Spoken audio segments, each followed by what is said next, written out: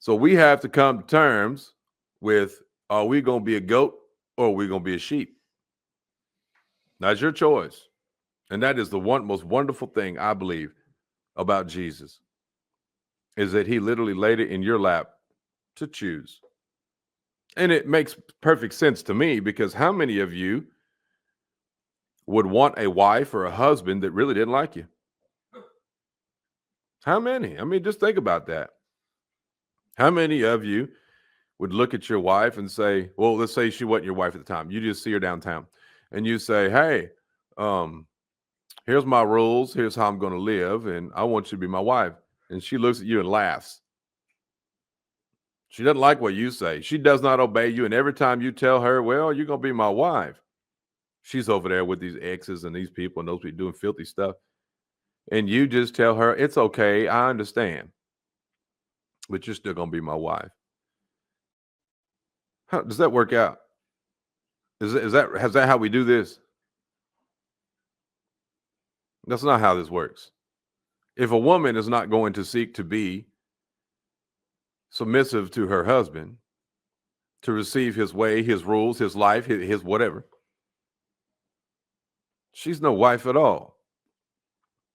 And what we have is today's generation. Let me tell you women something. You think that you run things. Yes, you do. Not all of you. The ones that these shoes fit, you can wear them. You are no more. Now, let me be clear here, because I'm fixing to hurt your feelings. I'm going to gut you real fast. I'm going to cut you sharp.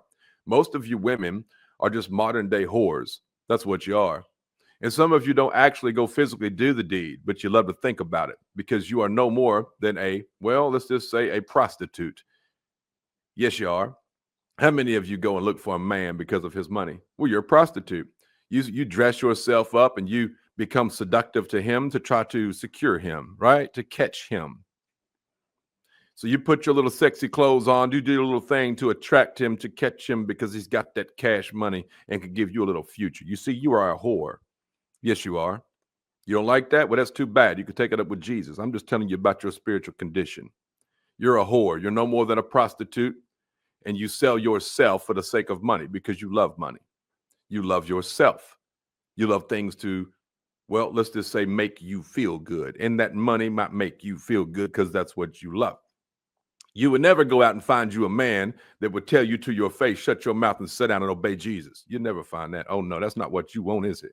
You'll never have a man tell you how the things are going to go in his household. Oh, no, because it's not his household now, is it? It's yours. Right?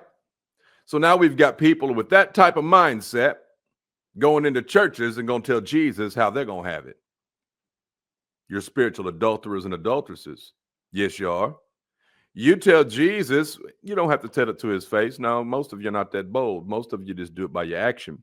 You go find you a church that doesn't obey the gospel, and you find you a doctrine that doesn't make you obey the gospel. You say, oh, that's the one I'm going to do. I'm going to do the one that pleases me, because I get out of it what I want out of it. And because what I want out of it are things that Jesus isn't okay with. So I find me a different kind of Jesus. I set the rules for myself.